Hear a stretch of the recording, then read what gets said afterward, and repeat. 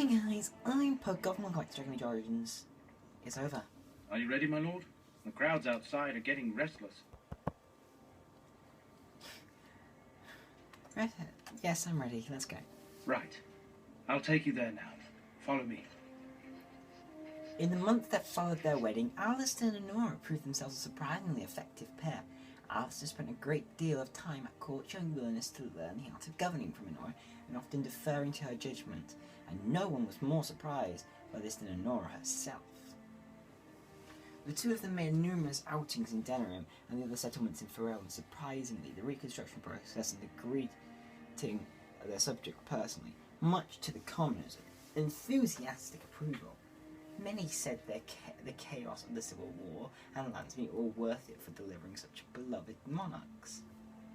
News that the sacred ashes had been found in Ferelden did not spread outside the Chantry until Brother Genetivi made an announcement several months after the defeat of the Darkspawn.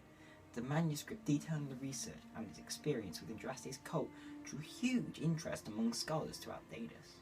Some years later, the Chantry announced that the resting place of Andraste's ashes had indeed been found. A ripple of excitement spread among the pious people of Thedas, with many undertaking pilgrimages to the ashes or partake in their healing powers. Following months of grim effort, the Templars cleared the last remaining spirits from the Circle Tower, making it safe to rebuild a home for the Ferelden Circle of Magi. Rumours of what happened increased the common folks' distrust of mages, and more than one young apprentice claimed to encounter mages thought long dead still wandering in the Fade.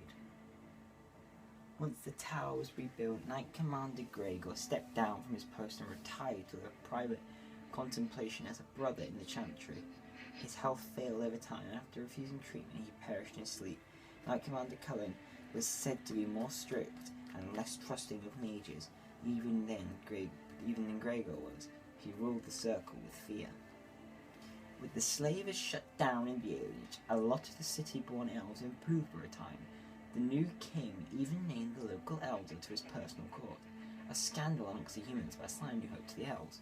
Saurus eventually got married to a human woman, one he loves deeply. After the initial scandal, Saurus left the city and settled in Haifa, where his new wife had many children. Shani continued to be an outspoken member of the alienage community, and as time became the new elder. The outspokenness earned her frequent trouble but served her people well. R. Eamon remained in Denerim for some time, acting as the Chancellor Chief Advisor to King Alistair. Tegan ruled over Redcliffe in his stead, and was surprised to find himself well loved by the villagers, who were still grateful for the nights spent defending their village. In time, Eamon abdicated in favour for his brother, an event the locals greeted with approval and enthusiasm. The Dalish elves prospered after the siege of Denerim, having earned much respect for their part in the battle. For once, human lands welcomed the wandering folk. Zathrin remained keeper of his clan for many years more, until he finally realised that the world was changing too quickly for him to keep pace.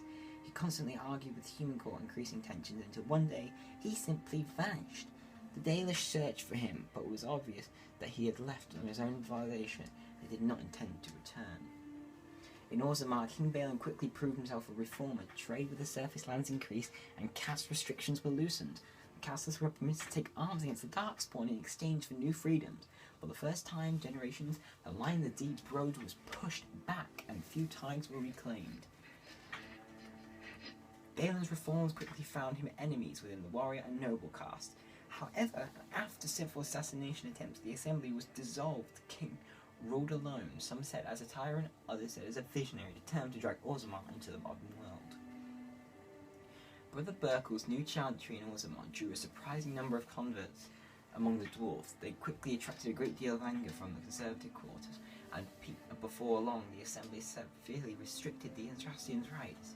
Brother Burkle resisted and was slain while being arrested during a peaceful demonstration in the Commons. The assembly claimed that this was an accident, but news of the resulting riots reached the chantry on the surface, where the divine then contemplated an exalted march. The dwarven mage Diana ultimately completed her studies at the rebuilt Circle Tower. Eventually she published a comprehensive theory of how lyrium vapors relate to the supply of magic. It gained a great deal of attention. Although the Anvil of the Void was destroyed, rumours about its location crept into Orzammar. Years later, thanks to the defeat of the Darkspawn on the surface, a few determined smiths managed to locate the Anvil's remains. They examined the ruins of the anvil, and upon returning to Osmar with their finds, convinced the Shaper to attempt to recreate Carradin's research. A new golem was created, bound with a spirit taken from the Fade. The golem immediately went insane, killing several Shapers before it was destroyed. The research was branded excessively dangerous and sealed away. Whispers of resistance circulated throughout Orzammar, however, demand among the Smith cast to reopen Carradin's research refused to abate. As good as her word, Morrigan disappeared.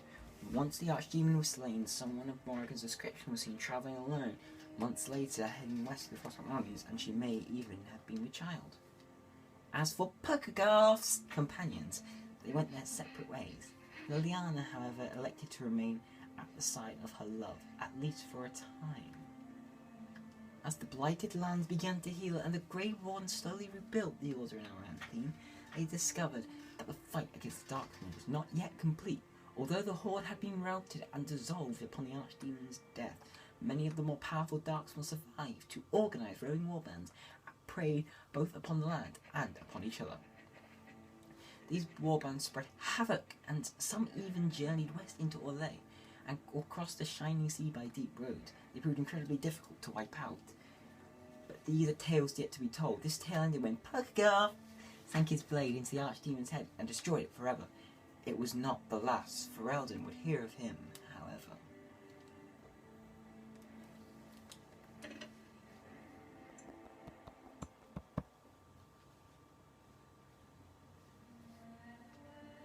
It's over. The game is over. Wow. Wow. I sat here the day the first time I completed this now 3 times.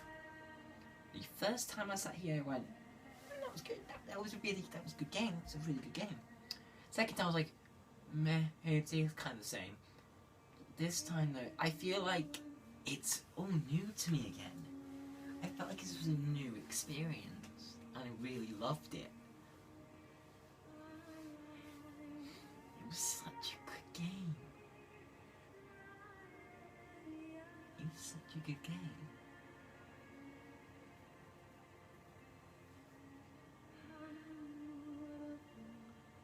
Wow.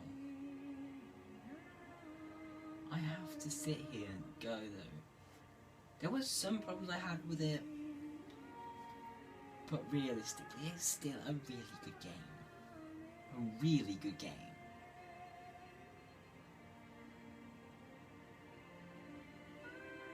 Oh my god. I enjoyed this. Now I've got the DLCs to do. I've got 2 more DLCs to do. I've got Awakening and Witch Hunt to do. And then Puckagarth story is over. And then I'll move on to Dragon Age 2, I think it was. I'll move on to.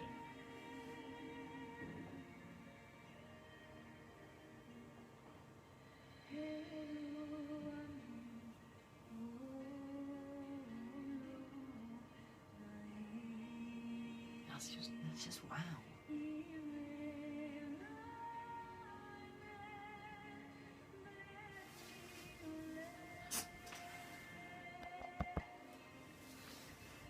I sit here in men's mode, and I applaud you, BioWare.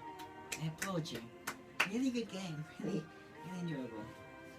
I applaud you.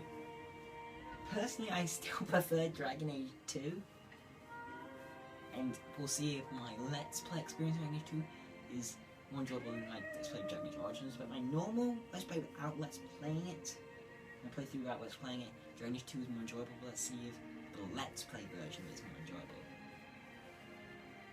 This was fun. I found this really fun.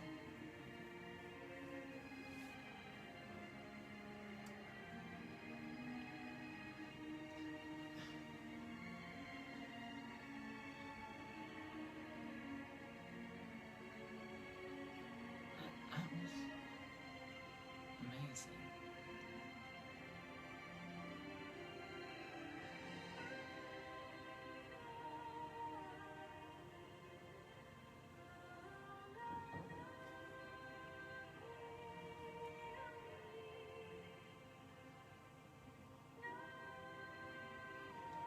I'm gonna stick by it.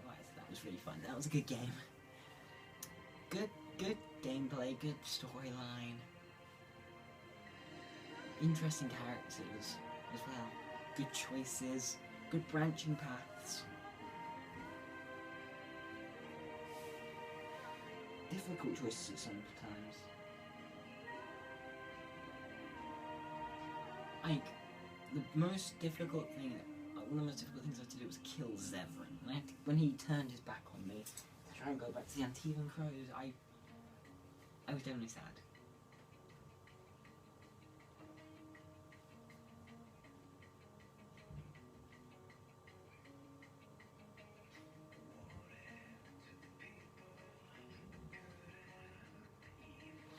But overall, I'll sit here and give this game an 8 out of 10.